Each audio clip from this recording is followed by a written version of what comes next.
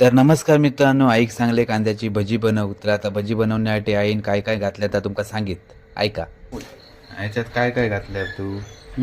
आधी पहिलो कांदो कांदो बारीक चिरलं लांबट आणि त्यात काय घातले सांग, मीठ, हळद.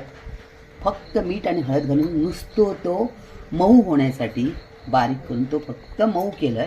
आणि त्यानंतर बेसन, ओली मिरची, थोडी आलं ऐकलात मग लसणाची या पेस्ट. सगळं सांगून झाल्यानंतर आईन तेल गरम केल्यान आणि तेल गरम झाल्यानंतर पटकन पटकन आईन एक एक एक एक करत तेलात भजी सोडल्यान आणि एक एक एक एक करत बघत झाले ते एका कढईत बरोबर 10 भजी सोडल्यान आणि एक चमचो घेतल्यान आणि चमचो घेतल्यानंतर तो भजी गाळूची असतात तेलातून ती घेतल्यान भजी परतल्यान आणि तुम्ही बघू शकता एकदम कुरकुरीत अशी भजी एकदम रेडी तयार झाली आहे.